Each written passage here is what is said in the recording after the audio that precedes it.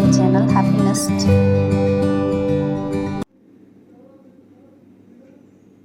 இன்றைக்கி தயிர் சேமியா செய்ய போகிறேங்க. இந்த வெயிலுக்கு நல்ல ஒரு பிரேக்ஃபாஸ்ட்டாக இருக்கும். எப்படி பண்ணுறதுன்னு பார்க்கலாங்க.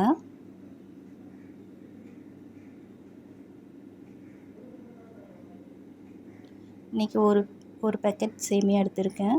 அதுக்கு அளவாக 5 அல்லது 6 கிளாஸ் தண்ணி எடுத்து கொதிக்க வைக்கணும்.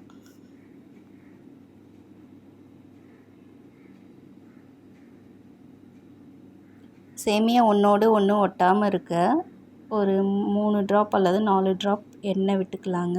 அப்போ தான் சேமியா ஒன்றோடு ஒன்று ஒட்டாமல் தனியாக வரும்.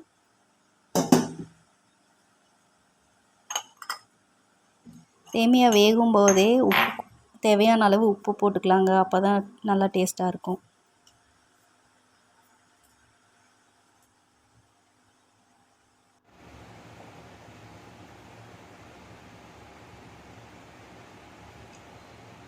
ஒரு 3 நிமிஷம் அளவுக்கு சேமியாவை வேக வச்சுட்டு இறக்கி வச்சுக்கலாங்க.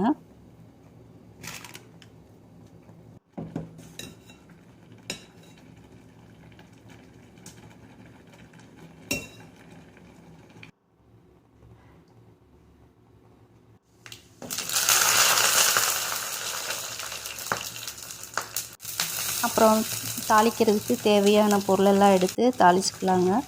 முதல்ல எண்ணெய் ஊற்றி கடுகு, வெங்காயம், பச்சை மிளகாய், இஞ்சி எல்லாத்தையும் போட்டு தாளிச்சுக்கலாம். அது கூட திராட்சை, முந்திரி நான் இன்றைக்கி எடுத்து போட்டுக்கிறேங்க. போட்டு தாளித்து வெந்த சேமியாவோட கொட்டி கலக்கி விட்டுக்கலாங்க.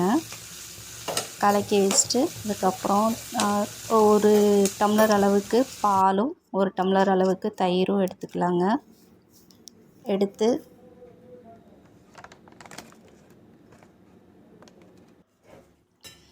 அது கூடவே ஒரு ஸ்பூன் அளவுக்கு சுகரும் எடுத்து சேர்த்து கலக்கி விட்டுக்கலாங்க. நல்லா கலக்கி விட்டுக்கலாம். சேமியா நல்லா ஒரு டெக்ஸ்சர் கிடைக்கணுன்னா கொஞ்சம் ஒரு அரை ஸ்பூன் அளவுக்கு வெண்ணெயும் இருந்துச்சுன்னா, அது வெண்ணெய் ஆப்ஷனல் தான், வேணும்னா சேர்த்துக்கலாங்க. கொஞ்சம் கண்ணில் பார்க்குறதுக்கு நல்லாயிருக்கும், டேஸ்ட்டுக்கும் நல்லாயிருக்கும். நான் இன்றைக்கி வெண்ணெயும் எடுத்துருக்கிறேன். அது கூட சேமியா கூட இந்த வெண்ணெயும் சேர்த்து தாளித்தது பால், தயிர் எல்லாத்தையும் சேர்த்து கலக்கி விட்டுக்கலாங்க.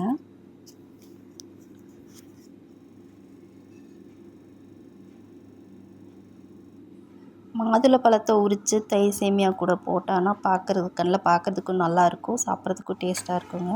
குழந்தைங்க இருந்தாங்கன்னா சாப்பிடாத குழந்தைங்களும் நல்லா விரும்பி சாப்பிடுவாங்க.